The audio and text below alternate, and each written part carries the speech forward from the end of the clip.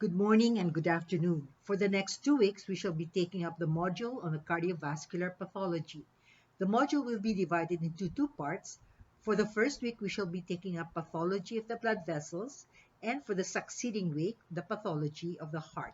The first part, pathology of the blood vessels, will consist of a series of 3 lectures, and for the second part, pathology of the heart, will consist of 3 to 4 series of lectures. Each lecture is followed by a quiz. My name is Dr. Socorro Cruz Yanez, Professor of the Department of Pathology, your faculty lecturer for cardiovascular pathology. The following are the topic outline and coverage we shall accomplish in today's lecture. It is advised that your reference textbooks are the best learning resources, and the lecture will only complement the medical information. Remember, reading is the key to success. The following are the listed learning outcomes for today's lecture.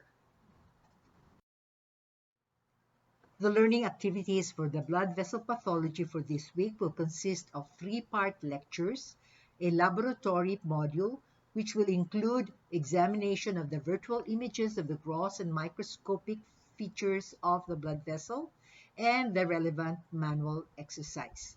There shall be a synchronous combined feedback of the blood vessel and heart quizzes at the end of the 2-week module. At the end of the 2-week module, we shall have also concept clarifications on the cardiovascular system. The evaluation will consist of 3 formative short quizzes and a summative examination, which is made up of the long exam and the practical exam. The following is a brief review of the anatomy, histology, and physiology that are important in understanding the pathologic processes in the blood vessels. The blood vessels consist of arteries, veins, and capillaries.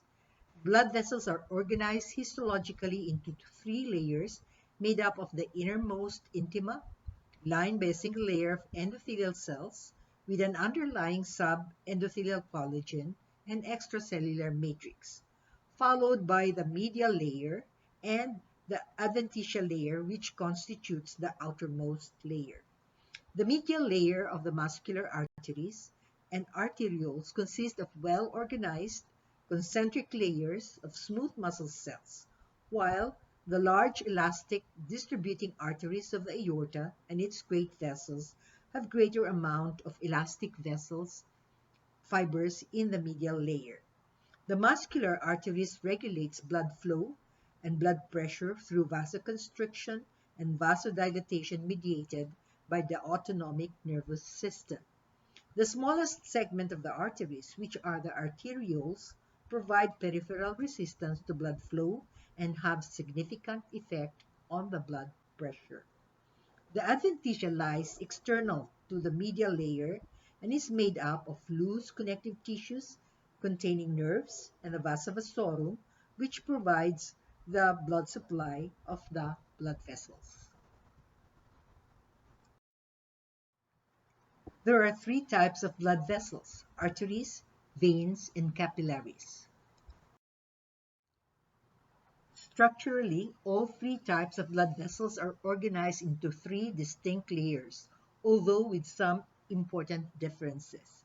The 3 layers are the tunica intima, composed of a single layer of endothelium; the tunica media, composed of well-developed or poorly developed smooth muscle cells or elastic fibers; and the tunica externa, consisting of the adventitium, which helps anchor the vessels to the surrounding tissue.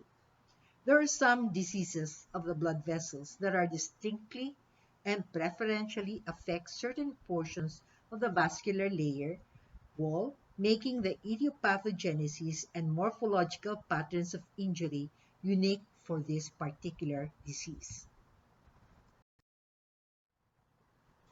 The first type of blood vessels are the capillaries. The capillaries are very tiny vessels with a 7 to 8 micrometer diameter, equivalent to the size of a red blood cell, and they connect the arterial and venous channels. It consists of a complex network of thin-walled vessels lined by a single layer of endothelium devoid of a media.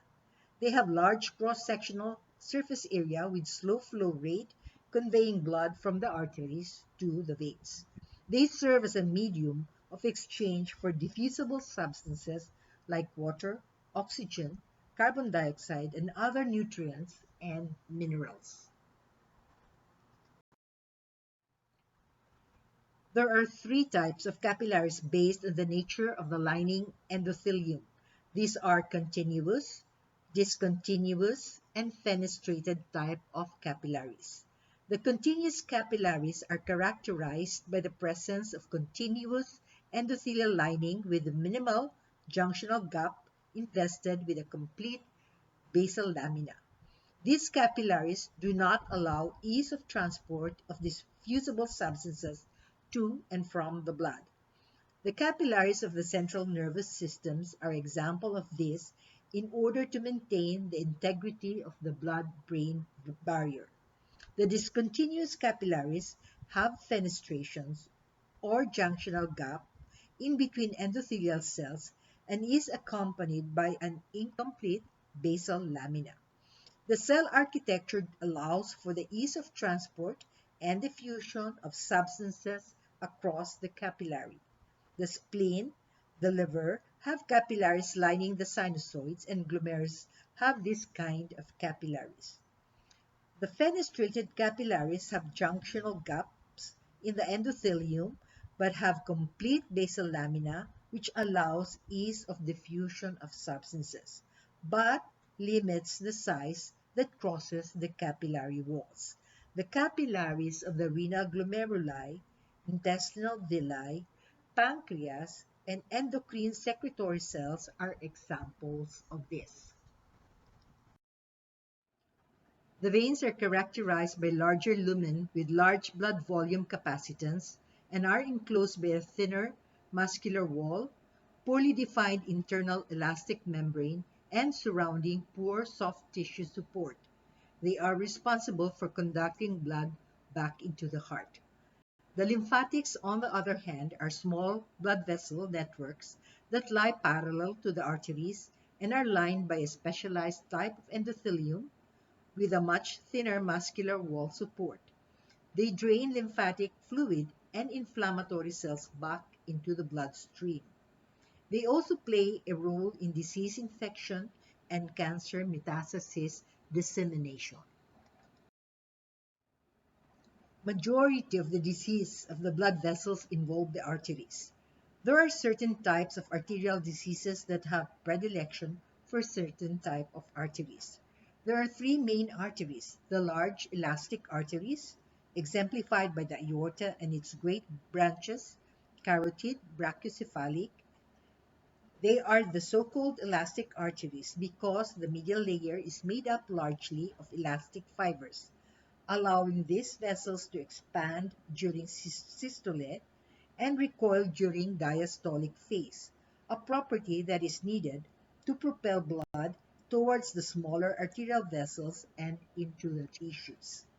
The medium-sized muscular arteries have thick, circumferentially arranged smooth muscles in the middle layer.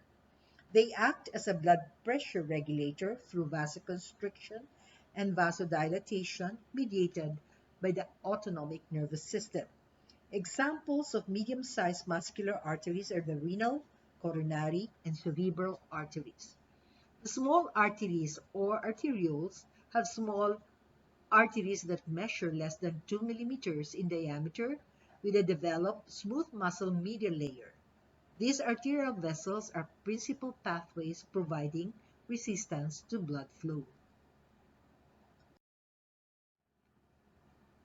The histology of a normal artery is composed of three distinct layers.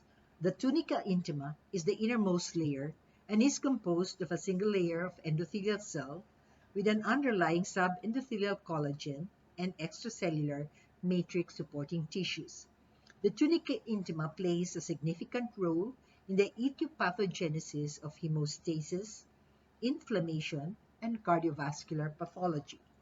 The tunica media is composed of either bundles of elastic tissues in large arteries, and bundles of smooth muscles in muscular arteries and arterioles.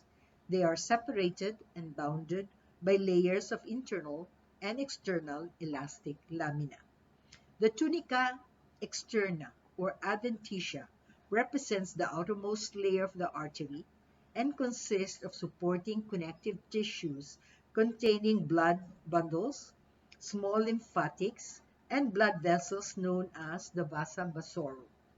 These minute blood vessels provide nourishment to the blood vessels.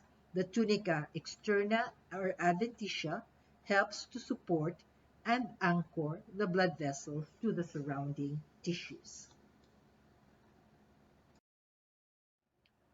Following the brief review of the normal structures and functions of the blood vessels, we will now take up the diseases of the blood vessels. The pathology and the disease of the blood vessels can be classified according to the following categories: congenital anomalies, arteriosclerosis, which represents group of arterial disorders denoting hardening of the arteries, hypertension, vasculitis, which are diseases involving inflammation of the blood vessels, aneurysms and dissections, which are vascular anomalies resulting from abnormal dilatation of the blood vessels, the pathology of the veins and lymphatics, and tumors of the lymphatics. There are many different types of vascular anomalies. Some of them are congenital or developmental in nature, and majority are acquired. The congenital vascular anomalies with clinical significance are: the first is the congenital aneurysm. An aneurysm is an abnormal structural and developmental dilatation anomalies of the blood vessels. Oftentimes they are spherical in shape, resembling a fruit berry. Hence, they are called berry aneurysm. They commonly occur at the bifurcation of the blood vessels in the circle of Willis, where the muscular wall support is deficient, hence producing a point of wall weakening and eventual wall dilatation through time progression. Berry aneurysms have potential risk to rupture and cause fatal intracranial hemorrhage. The arteriovenous malformation are vascular anomalies wherein there is a direct communication between arteries and veins, bypassing the blood flow along the capillaries. As a result, arterial blood is directly shunted into the venous system. They can be congenital, but most are acquired either through traumatic penetrating injury or iatrogenic causes by creating an arteriovenous fistula for hemodialysis. The clinical significance of arteriovenous malformation include potential risk of hemorrhage and the shunting of blood from arterial to the venous system, which may cause high output or high volume failure. This is a composite picture of a CT angiogram without contrast on the left and with contrast on the right of arteriovenous malformation, disclosing tangled masses of arteries represented by the thicker walled vessels juxtaposed with the thinner walled venous channels. The lower picture image of AVM, a schematic diagram, and microscopic pictures of AVM on the right with arteries directly communicating with veins, allowing for direct blood shunting from arterial to venous circulation bypassing the capillaries. Note that these arteries and veins do not have networks of capillary connections. Fibromuscular dysplasia is a developmental anomaly of the medium-sized and large muscular arteries, which are common among young to middle-aged women. It is characterized by segmental proliferation, hyperplasia, fibrosis of the intima and media within the arterial vessel wall. This segmental proliferation and hyperplasia in the muscular layer produces thickening of the arterial wall, as seen on the right photomicrograph.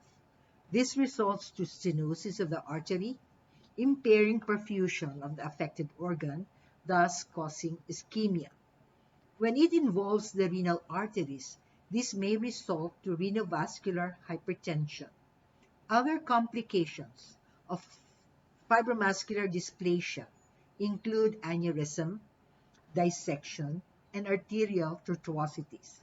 The common sites of fibromuscular dysplasias are the renal artery, internal carotid, vertebral arteries. On the left side is a picture of the renal artery angiography with a characteristic and classical string bead appearance that is characteristic radiologic feature of fibromuscular dysplasia. In the last 3 to 4 decades, there have been considerable studies made on the role of endothelial injury linking to the development of coronary artery disease and ischemic heart disease. The studies show that there are normal physiological and pathological responses of the endothelium and other cellular components of the blood vessels when these are exposed to injurious stimulus. The injurious stimulus may be in the form of mechanical, chemical, or inflammatory processes that can alter the function and morphology of the blood vessels. How these blood vessels respond to these injuries will be discussed further. The endothelial cell is the innermost lining of the blood vessel. They are versatile, multifunctional cells with a wealth of synthetic and metabolic properties. In the normal state, they have several constitutive activities and roles that are critical for vessel hemostasis, hemodynamic circulatory function, inflammation, and immunity. Unless injured or otherwise activated, endothelial cells have a non-thrombogenic surface that maintains the blood in a fluid state. The endothelial cells also play a role in the evolution of important diseases of the arteries like atherosclerosis.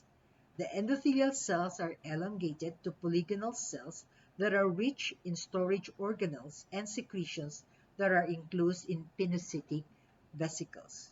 They contain Weddell-Palade bodies. The endothelial cells are very versatile cells displaying many roles, functions, with the ability to secrete mediators and products. They maintain a permeability barrier as well as play significant roles in fluid homeostasis and hemostasis, having both anticoagulant and procoagulant properties. They also have the ability to participate in the production of extracellular matrix, modulation of blood flow, regulation of inflammation, immunity, and cell growth. This table provides the endothelial cell properties and functions with the specific chemical mediators and products. The properties, functions, and chemical mediators are listed for your reference and guide. The smooth muscles of the blood vessels also play important roles. Vascular smooth muscles are the predominant cellular elements of the vascular media, playing roles in normal vascular repair and healing, such as what we see in atherosclerosis. Smooth muscle cells have the capacity to proliferate when appropriately stimulated, as they can also synthesize collagen, elastin, and proteoglycans, and elaborate growth factors, growth inhibitors, and cytokines. The smooth muscle cells are induced to migrate from its medial location and proliferate in the subendothelium to participate in the healing process. Excessive proliferation of smooth muscle cells can contribute to the progression of pathological conditions such as vascular inflammation, plaque formation, and atherosclerosis. The term endothelial dysfunction is used to describe several types of potentially reversible changes in the functional state of the endothelial cells that occur in response to environmental stimuli. The hypothesis of the chronic endothelial injury and dysfunction has been implicated in the pathogenesis of many cardiovascular diseases, particularly atherosclerosis and coronary heart disease. The endothelial cells are exposed to various sublethal injurious stimuli, resulting into the alteration of the structure and function of the cells, thereby forming the so-called neointima or new intima. In endothelial dysfunction, there are alterations in the endothelial phenotype that is often pro-inflammatory and pro-thrombogenic. The endothelial cells can respond to these various stimuli by adjusting their steady-state functions and expressing newly acquired but inducible properties, a process termed as endothelial activation. There are numerous inducers of endothelial activation, including cytokines, bacterial products, which elicit inflammation, lipids and lipid products, hemodynamic stresses, viruses, complements, nitric oxide, and hypoxia, to name a few. The endothelium is now recognized as a highly specialized, metabolically active interface between blood and the underlying tissues, and is capable of having numerous roles in maintaining vascular tone, normal laminar flow, thromboresistance, while at the same time maintaining normal growth processes within the cell environment. Once the endothelium is exposed to adverse stimuli that is listed and enumerated in this slide, the endothelial cells undergo structural and functional changes, and these are mediated through the action of elaborated products of inducers like adhesion molecules, procoagulants, pro-inflammatory factors, cytokines, and growth factors, among others. These substances are known as inducers of endothelial activations. The stimulated endothelial cell undergoes structural and functional alteration, and this process is known as endothelial cell activation. The end result of constant exposure to vascular injury is intimal thickening. It results to a focal area of exaggerated endothelial healing through the formation of the neointima or the new intima. Thus, intimal thickening is the stereotypical response of the vessel wall to any insult. Any injury or damage to the vessel wall results in a healing response involving smooth muscle proliferation, extracellular matrix deposition, and intimal expansion. Pathological intimal thickening are also thought to represent the earliest lesion of atherosclerosis before progression to the development of the fibrofatty plaque. The intimal thickening is primarily composed of smooth muscle cells and extracellular matrix consisting of proteoglycans and type 3 collagen. The formation of the neointima are due to the contributions of one, endothelial cell, and two, smooth muscle cells. The vascular injury associated with endothelial cell dysfunction stimulates smooth muscle cell recruitment and proliferation with associated extracellular matrix synthesis, resulting to intimal thickening that can compromise vascular flow. The endothelial cells involved in repair can migrate from adjacent and injured areas into the injured area of the intima. Medial smooth muscle cells or circulating smooth muscle cell precursor cells also migrate into the intima, proliferate, and synthesize extracellular matrix in much the same way that fibroblast fills in a wound. The neointimal smooth muscles are regulated by cytokines and growth factors that are derived from platelets, endothelial cells, and macrophages, as well as thrombin and activated complement factors. With time, restoration and/or normalization of the endothelial cell layer can occur, and the neointimal smooth muscle cells can return to a non-proliferative state. Hence, this is a reversible phenomenon. This is a schematic diagram of the process of intimal thickening with the formation of the neointima. Injury to the endothelial cells stimulates smooth muscle cells to migrate to the intimal layer and induce to proliferate with accompanying extracellular matrix synthesis. The source of smooth muscle cells migrating from the intima may come from 1. Circulating smooth muscle cells, and 2. The smooth muscle cells coming from the medial layer of the artery. The smooth muscle cells migrate into the subendothelial location at the area of injury and become transformed to become facultative fibroblast-like cells, where they proliferate and elaborate extracellular matrix like collagen and proteoglycans. The resulting intimal smooth muscle cells have proliferative, synthetic, and non-contractile phenotype distinct from the normal medial smooth muscle cells. Arteriosclerosis literally means hardening of the arteries, a generic term for arterial wall thickening and loss of elasticity secondary to sclerosis or fibrosis of the arteries. There are 4 patterns or types of arteriosclerosis. The first is atherosclerosis, where the arteries are hardened because of deposits of atheroma or fibrofatty plaques. The second is Monckeberg's medial calcific sclerosis, where the arteries are hardened because of platelet-like calcifications involving the medial layer of the arteries.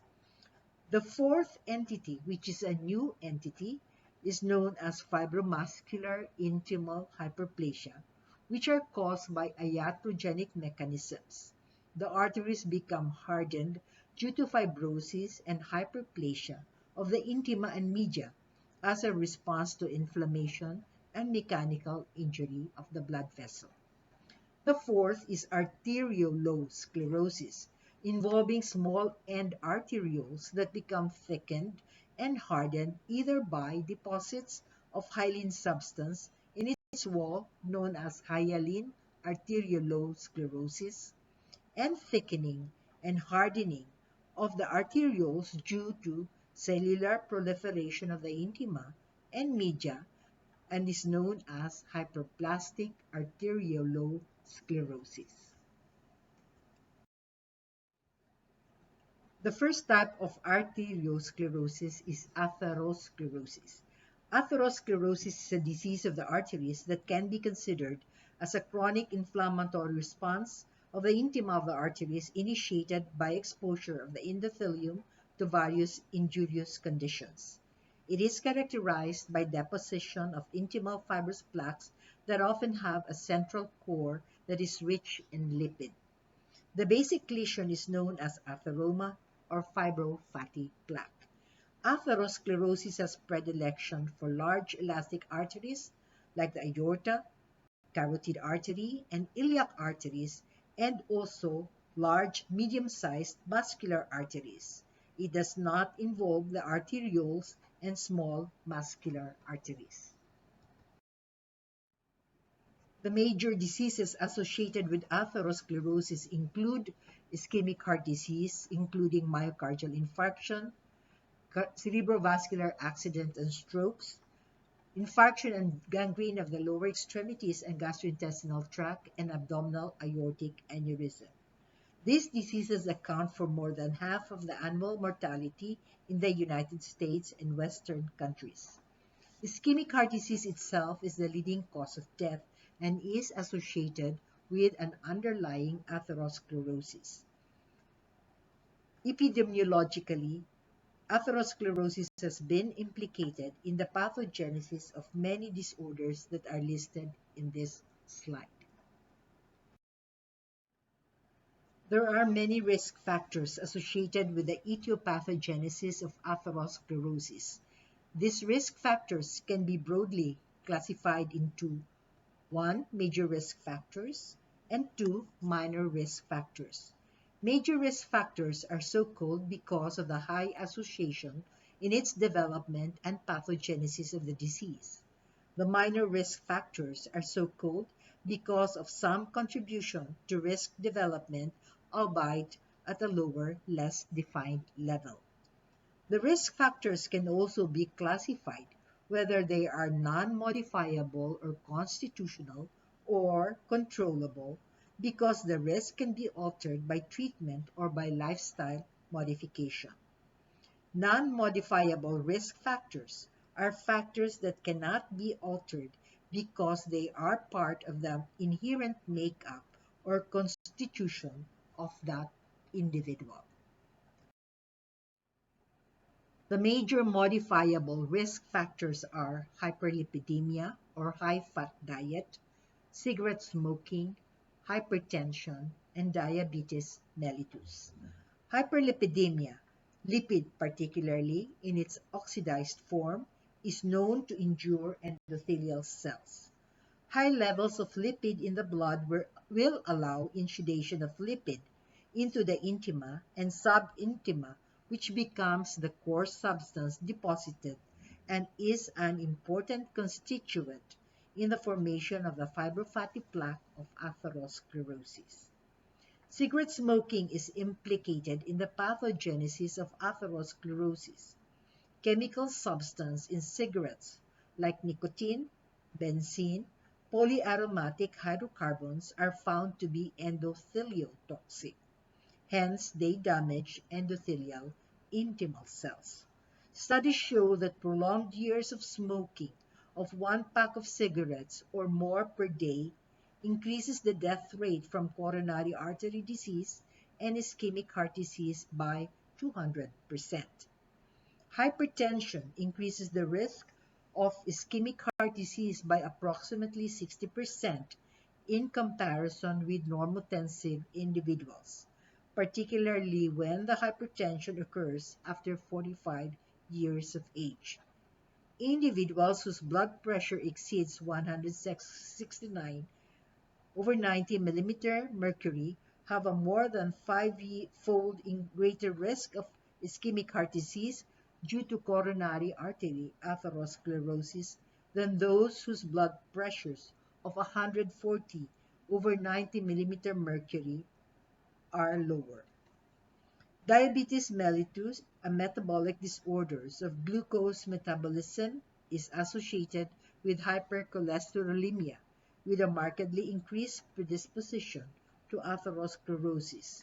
The incidence of myocardial infarct is twice as high in diabetics compared to non-diabetic individuals.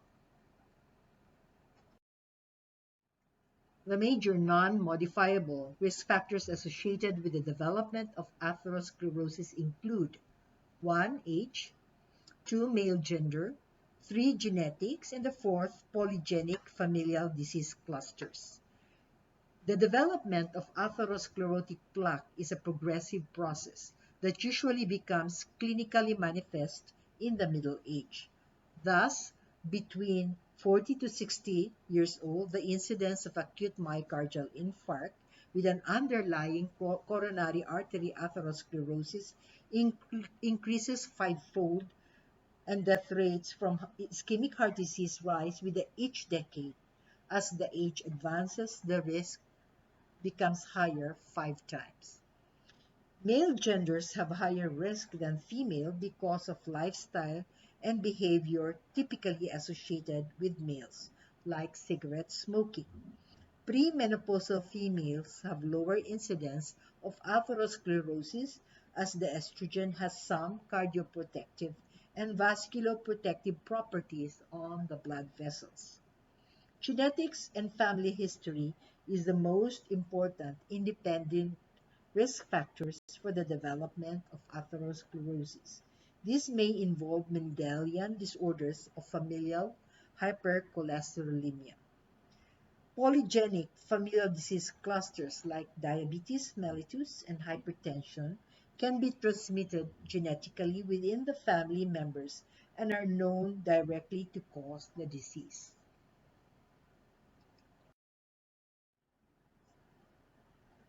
Hyperlipidemia is one of the most important risk factors in the etiopathogenesis of atherosclerosis. Lipid is the basic building block of atheroma or fibrofatty plaque. The major component of this lipid is cholesterol. There are different types of cholesterol. These are low-density lipoprotein, very low-density lipoprotein, intermediate-density lipoprotein, triglycerides, and chylomicrons. The lipoproteins are fractionated into several layers when spun in a laboratory centrifuge. These lipoprotein types are classified on the basis of the relative quantity of lipid vis-a-vis its protein composition.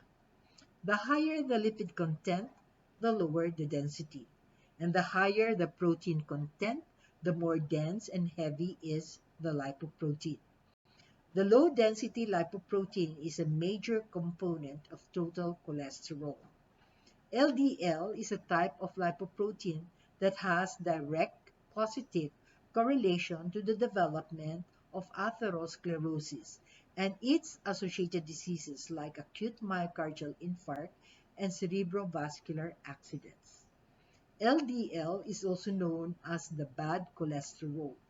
Hyperlipidemia and dyslipidemias may result either from genetic mutations involving genes for apolipoproteins or from some underlying disorders such as nephrotic syndrome, alcoholism, hypothyroidism, or diabetes mellitus.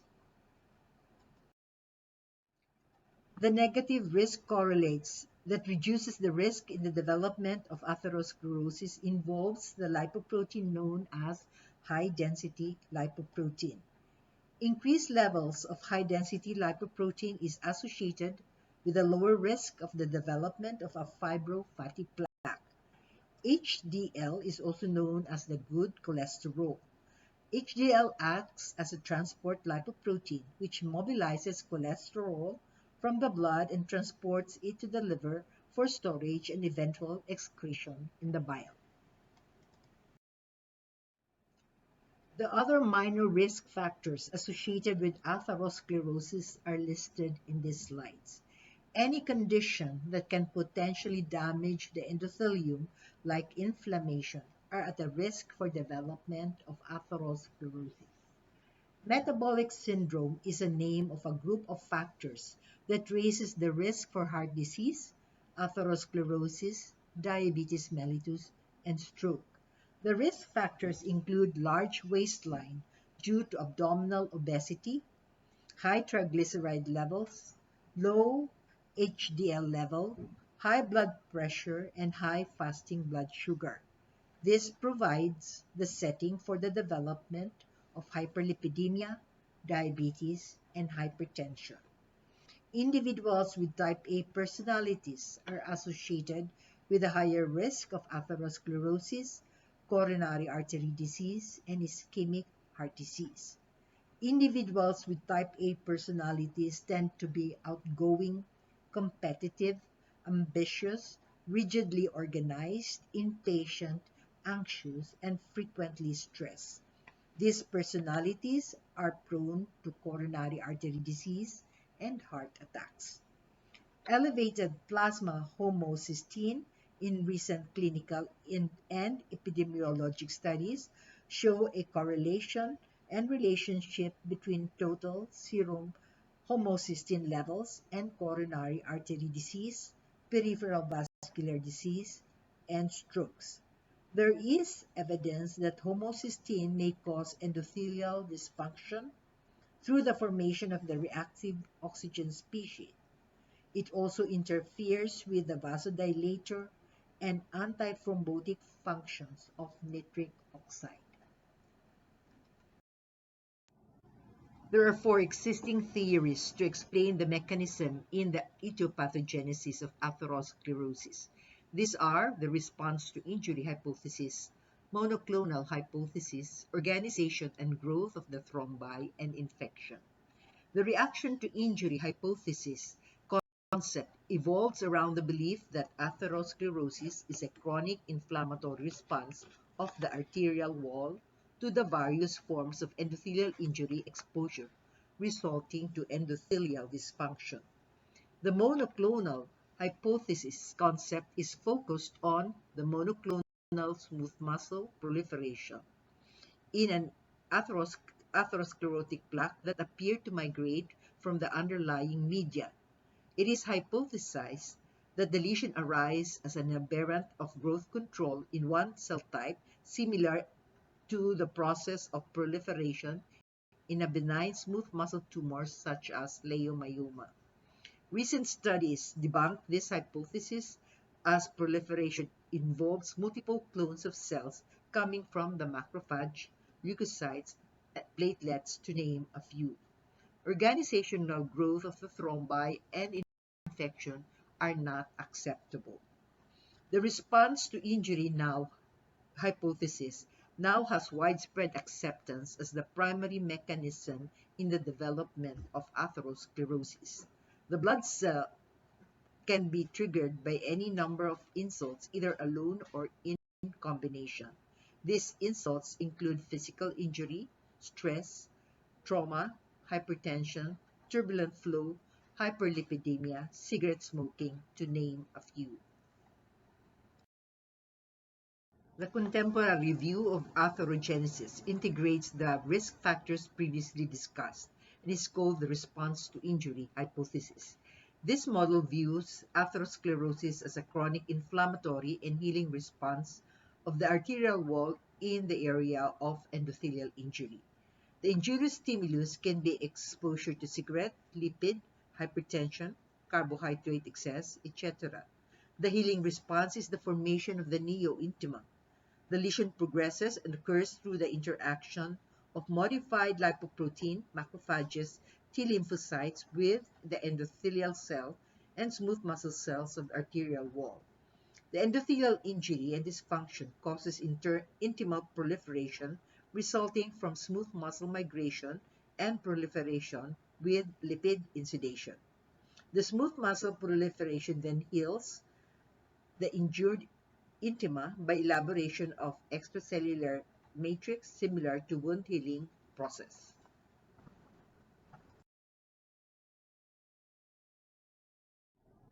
Endothelial cell injury is the cornerstone of the response to injury hypothesis.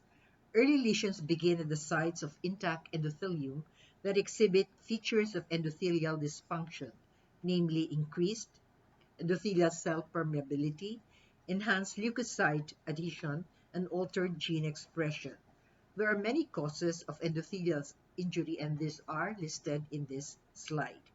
However, the three most important causes of endothelial dysfunctions are hemodynamic disturbance, hypercholesterolemia, and inflammation.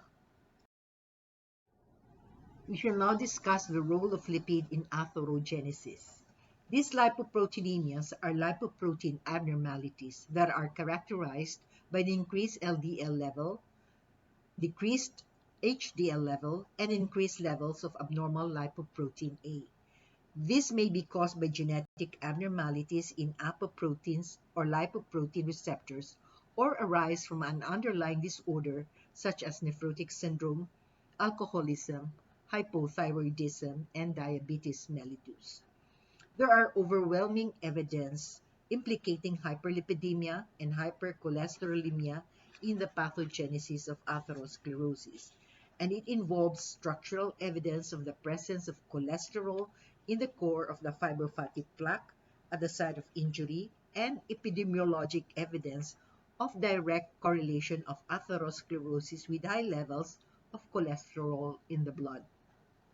The conversion of oxidized form of LDL play roles in the formation of foam cells and other functions listed and enumerated in this slide. Macrophages play a significant role in atherogenesis. Inflammation of the vessel wall from whatever causes like bacteria, virus, chemical toxins can trigger atherogenesis. Whatever the inciting event, inflammation is triggered in macrophages and other cells via inflammasome activation. This leads to production of the pro-inflammatory cytokine interleukin-1. This in turn recruits and activates mononuclear cells, including macrophage and T lymphocytes. The activated macrophage and T lymphocytes then produce locally at the site of injury the following substances. It produces local cytokine, chemokines, and tumor necrotic factors that recruit and activate more inflammatory cells. And they also secrete reactive oxygen species that enhance LDL oxidation and elaborate growth factors that drive the smooth muscle proliferation. The smooth muscle cells play significant role in atherogenesis through one, smooth muscle proliferation, and two, extracellular matrix production. Intimal smooth muscle proliferation and ECM deposition convert a fatty streak into a mature atheroma and contribute to the progressive growth of the atherosclerotic lesion. Several growth factors are implicated in smooth muscle cell proliferation and an extracellular matrix synthesis, including platelet-derived growth factor, fibroblast growth factor, and transforming growth factor alpha. These factors also stimulate smooth muscle cells to synthesize ECM, notably collagen, which stabilizes the atherosclerotic plaque. The events in atherogenesis follow the following sequence. It starts with an inciting injury that the endothelial cells are constantly exposed, producing a chronic endothelial injury state. The endothelial injury produces an altered state of endothelial dysfunction, resulting in a permeable intimal state favoring inundation of circulating lipoprotein into the vessel wall.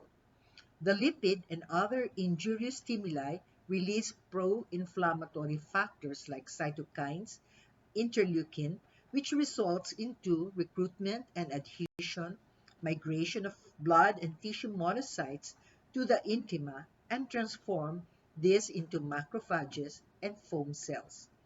Platelet adheres to the injured site, liberating secretory substances like platelet-derived growth factor, which stimulates intimal migration of the smooth muscle.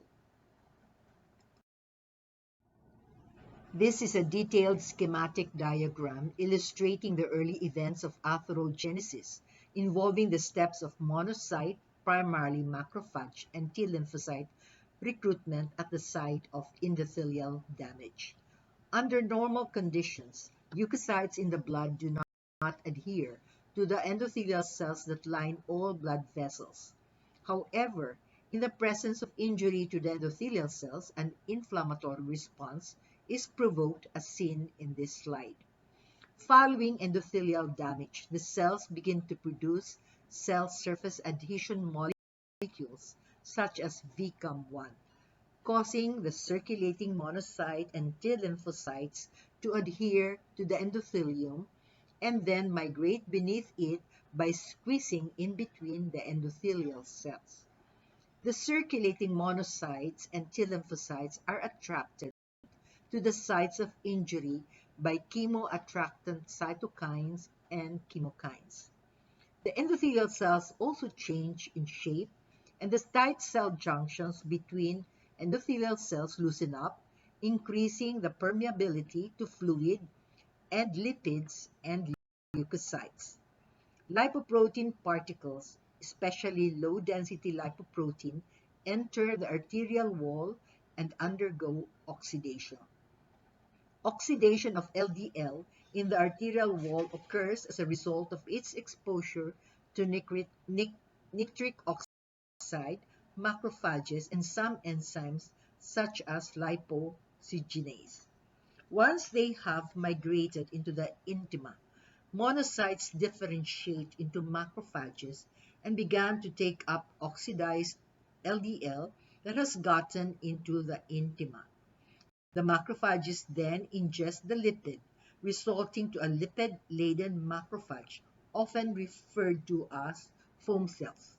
Eventually, the foam cells will undergo apoptosis and they die. But the lipid will progressively accumulate in the intima, where they may be aggregated in yellow lipid grumous cores. Moving forward to the events in atherogenesis. Following chronic endothelial injury and endothelial dysfunction, the macrophages, T lymphocytes are activated and together with the platelets secrete growth factors, principally platelet growth derived growth factor, fibroblast growth factor, and transforming growth factor alpha. This growth factor stimulates smooth muscle recruitment. The smooth muscles may originate from circulating smooth muscles, but mostly from the smooth muscles coming from the tunica media, which migrate to the intimal location and induce to proliferate and elaborate extracellular matrix, primarily collagen 3 and proteoglycan. The extracellular matrix is one of the important building blocks in the production of the basic lesion of atherosclerosis known as the fibrofatty plaque, in conjunction with the initiation of accumulation of lipids. The fibrofatty plaque is characterized by a central core of lipid surrounded by fibrous tissue containing foam macrophages like leukocytes and lymphocytes. This is a schematic diagram summarizing the steps by which a fatty streak evolves to become a fully developed fibrofatty plaque. Injury to the endothelium triggers monocyte adhesion and a loosening up of endothelial cell junctions, resulting to migration of monocytes beneath the endothelium where they differentiate to macrophages. The permeable endothelium also permits LDL and cholesterol to enter the intima of the damaged artery. The macrophages begin engulfing the low-density lipoprotein by phagocytosis, transforming these macrophages into what we call the foam cells. The diagram also emphasizes the role of the T lymphocytes, which are also found within the intima. They secrete cytokines that eventually induce smooth muscle cells to migrate from the media to the intimal position. These smooth muscle cells also begin to proliferate under the influence of growth factors. Over time, there is progressive accumulation of lipid and smooth muscle cells in the intima, and eventually the growing lesion begins to raise the endothelium and encroach in the lumen of the artery. This begins to transform a fatty streak into a fibrofatty nodule. This is an overall schematic diagram showing the events in the development of atherosclerosis, reflecting the reaction to injury hypothesis. This highlights that atherosclerosis is a chronic inflammatory response of arterial wall initiated by some form of endothelial damage. It begins with the endothelial cell being exposed to various forms of endothelial injury, as listed in this diagram, leading to endothelial dysfunction. Endothelial dysfunction is a state of altered structure and function of the endothelium that allows for increased permeability of the intima, intimal adhesion of monocytes, leukocytes, and platelets. Following adhesion and activation of macrophages, platelets, T lymphocytes, and endothelial cells, the activated cells allows for recruitment of smooth muscle cells and migration from media into its intimal location. The smooth muscle cells are induced to proliferate by several growth factors and elaborate extracellular matrix, like protoglycans and type 3 collagen. Increased permeability of endothelial cells allows circulating lipids to infiltrate into the intima, allowing for progressive lipid accumulation. The macrophages engulf the lipid, forming what we call the foam cells. The presence of extracellular lipid foam cells and a scattering of T lymphocytes in the subendothelium in the intima results in the formation of the fatty streak, which is the earliest precursor lesion of atherosclerosis. With the progression of the endothelial damage, the fatty streak is transformed into an atheroma or fibrofatty plaque, which constitutes the basic lesion of atherosclerosis. Following the adhesion and activation of the macrophage, the platelets, T lymphocytes, and endothelial cells, these activated cells allows for more recruitment of smooth muscle cells and migration from media into its intimal location. The smooth muscle cells are induced to proliferate by several growth factors and elaborate extracellular matrix, collagen type 3, and proteoglycan. The dysfunctional endothelial cell becomes more permeable, which allows intrusion of more lipids into the intima in the setting of hyperlipidemia.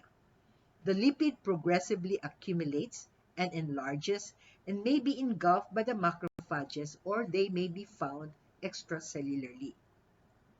This results in the formation of a central core of lipid surrounded by foam cells, variable amounts of leukocytes, primarily T lymphocytes, surrounded by extracellular matrix of collagen and covered by a fibrous cap. This develops into the basic lesion of atherosclerosis known as an atheroma or fibrofatty plaque. The salient gross and microscopic lesions of atherosclerosis as they evolve from fatty streak to the basic lesion to the complicated atheromas will be discussed. Fatty streaks are precursor lesions of atherosclerosis.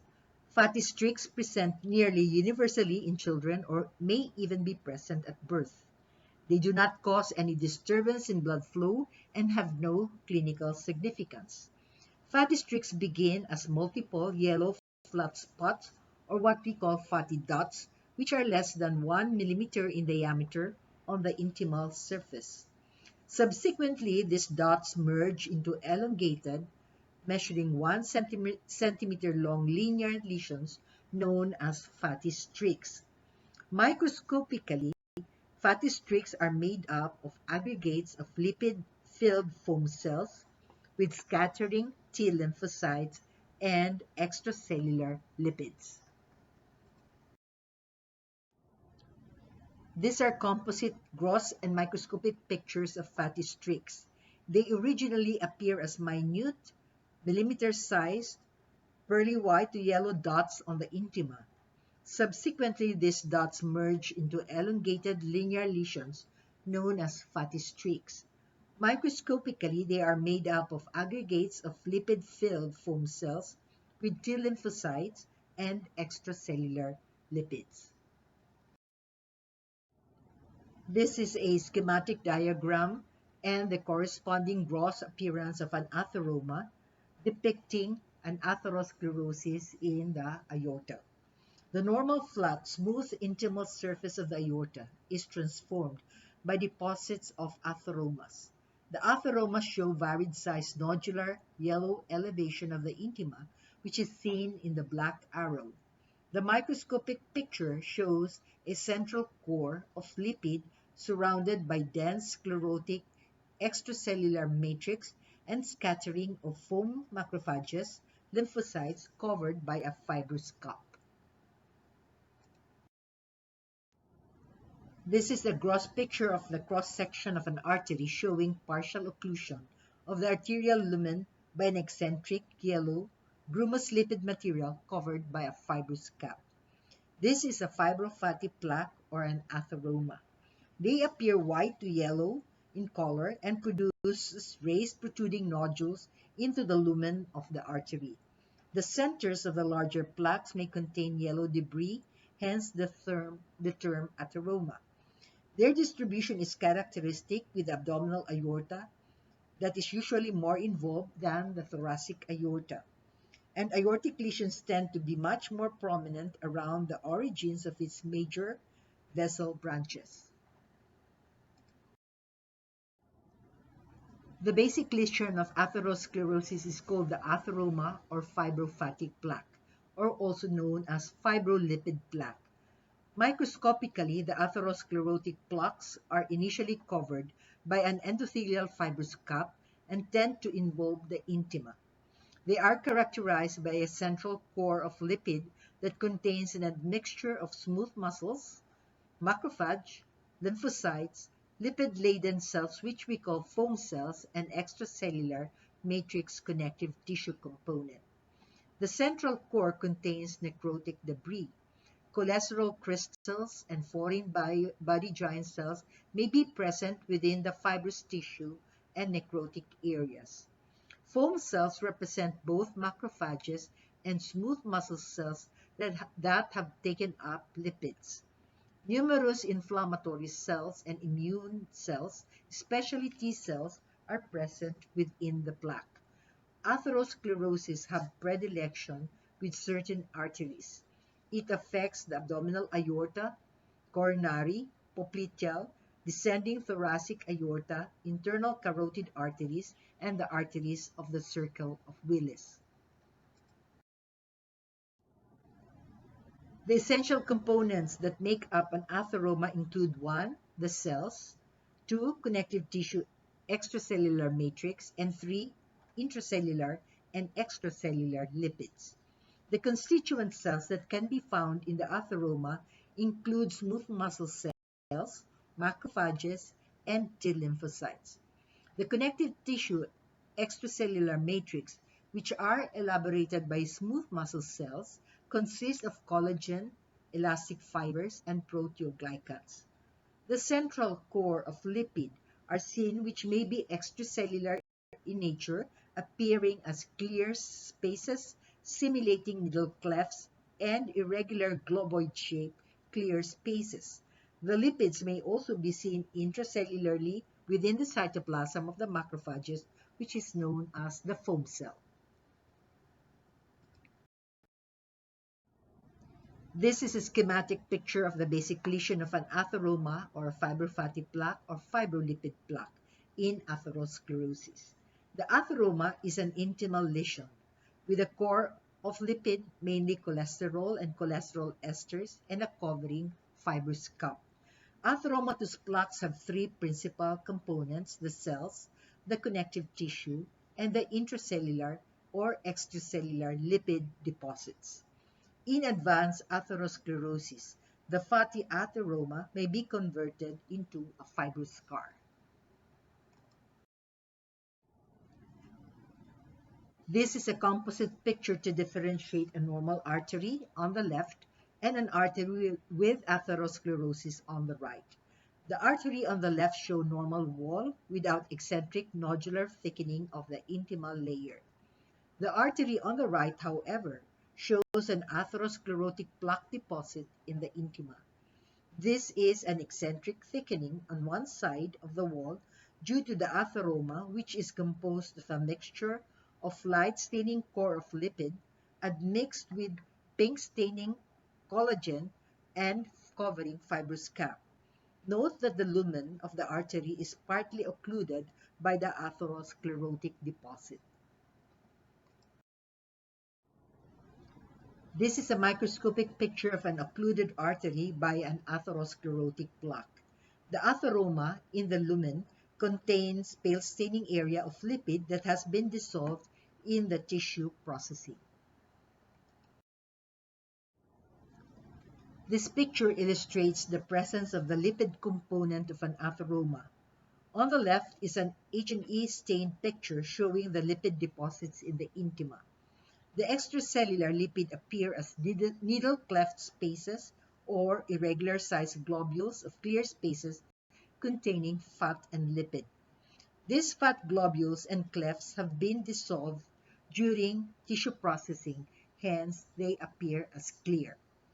A special stain for fat using Sudan or oil red O stain yields a magenta red color indicating fat accumulation.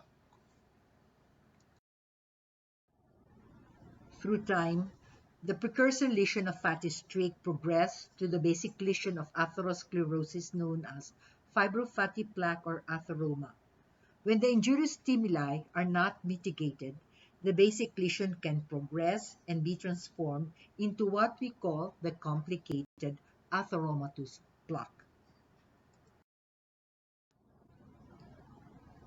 The basic atheroma can be secondarily complexed by superimposed lesions. When this happens, the atheromas are called complicated atherosclerosis. Secondary complications are defined by the presence of calcification, rupture and ulceration, thrombus formation, which may fragment and produce a cholesterol embolus, hemorrhage into the plaque, aneurysmal dilatation due to the weakening of the blood vessel wall. The rupture, ulceration, or erosion of the atheroma exposes the bloodstream to highly thrombogenic substances that induces thrombus formation and further occlusion of the lumen, which can lead to a downstream ischemia and infarction. This is a composite gross picture of three aortas showing the progression from fatty streak to the basic atheroma, progressing into the complicated atherosclerosis. The lower picture shows an aorta with a precursor lesion of fatty streak appearing as flat yellow linear streaks in the intimal surface, with progression of the lesion in the middle picture. The aorta in the middle shows scattered raised nodules in the intima representing the development of the fibrofatty plaque. On the topmost picture is an aorta exhibiting complicated atherosclerosis with extensive atheroma deposits. The complications shown here are calcification and ulceration. The pictures shown here are complicated atherosclerosis involving hemorrhage on the left and calcification on the right. The artery is transected by areas of hemorrhage in the subendothelial intima. The pale area represents the atheromatous yellow deposits. On the right picture, the dystrophic calcification is seen as a basophilic accumulation in the medial wall of the partially occluded atherosclerotic artery. This is a picture of the heart with the anterior descending coronary artery that is near totally occluded by a thrombus. There is a high risk of the thrombus formation in atherosclerosis because the blood vessel is damaged. On the right side is a light microscopic picture of the coronary artery that shows a thrombotic occlusion over an atherosclerotic plaque in the coronary artery. This represents a complicated form of atherosclerosis. There are additional types of atherosclerotic plaques. One is the vulnerable atheroma, and two, the stable atherosclerotic plaque. Stable plaques have thick and densely collagenous fibrous cups with minimal inflammation and underlying atheromatous core. The vulnerable plaques have thin fibrous cups, large lipid cores, and increased inflammation. The fibrous cup undergoes continuous remodeling that can either stabilize the plaque or conversely render the plaque more susceptible to rupture. Collagen is the major structural component of the fibrous cup and accounts for its mechanical strength and stability. The balance of collagen synthesis versus degradation affects the cap integrity. Thus, plaques with thin fibrous cups and active inflammatory cells over necrotic core are more likely to rupture, and these are called as vulnerable plaques. This complicated atheroma lesion can be associated with several clinical diseases. Rupture, ulceration, erosion of an atherosclerotic plaque exposes the intima to highly thrombogenic substances and induce thrombus formation and further occlude the lumen. This can lead to downstream blood flow obstruction and ischemia. This scenario are seen in acute myocardial infarction and thrombotic occlusion and brain infarct, and gangrene. Another important complication is the formation of an aneurysm brought about by the weakening of the blood vessel wall. A potential rupture and hemorrhage can occur in this situation. These are the diseases that are associated with atherosclerosis: ischemic heart disease, cerebrovascular accident, gangrene of the extremities and the intestine, and abdominal aortic aneurysm. To summarize the key features in atherosclerosis, there are various risk factors that are associated with the etiopathogenesis of atherosclerosis. This includes modifiable and non-modifiable risk factors that is enumerated in this diagram. The etiologic agents produce endothelial injury and dysfunction, which initially starts with the formation of a fatty streak, then developing into the basic lesion, which is the atheroma, and progressing into the complicated atherosclerotic plaque. Calcification can lead the artery to stenosis, ischemia, and peripheral vascular disease. Potential rupture, hemorrhage, ulceration can occur in advanced atherosclerosis, leading to the development of an occlusive thrombi as seen in acute myocardial infarction. Embolic phenomenon can occur as a result of dislodgement of cholesterol material in the bloodstream. Progressive weakening of the blood vessel wall can produce aneurysmal dilatation, which is commonly seen in the abdominal aortic aneurysm.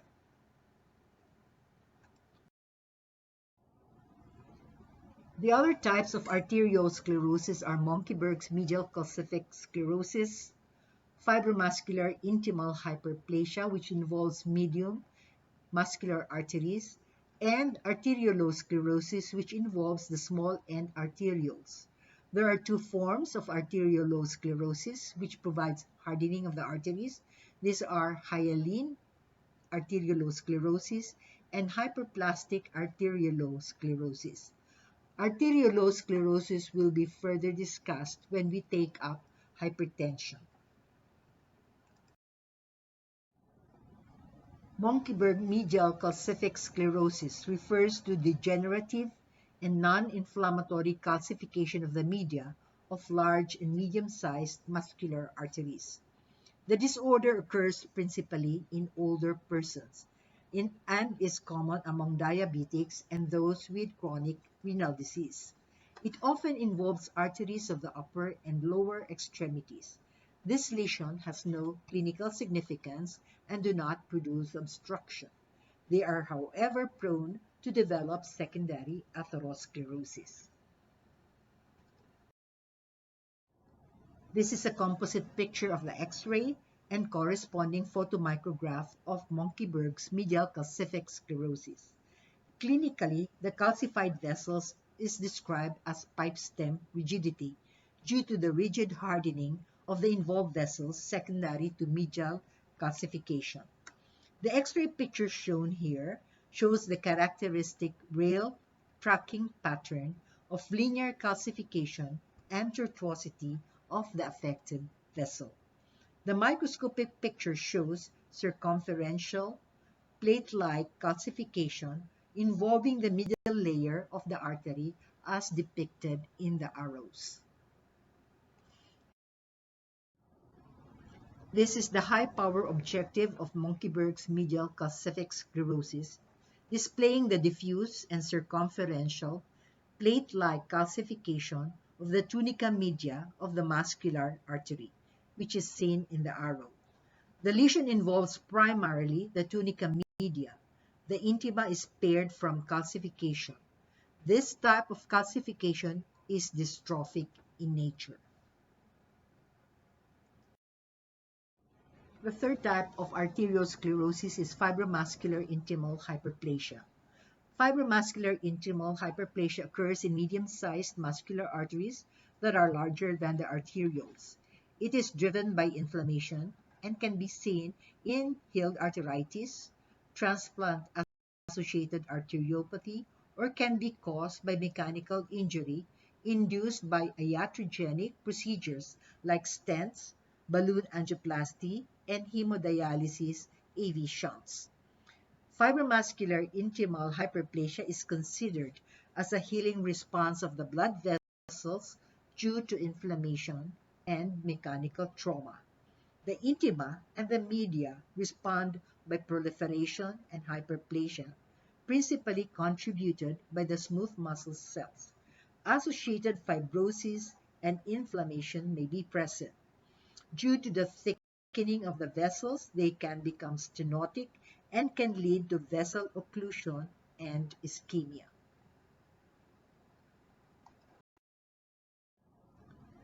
Pathologic features of fibromuscular intimal hyperplasia include 1. Concentric intimal thickening and hyperplasia related to proliferation of smooth muscle cells and myofibroblasts. 2. Secondary luminal occlusion and stenosis. And 3. Variable mononuclear inflammatory infiltrates involving the intima, the media, and adventitia.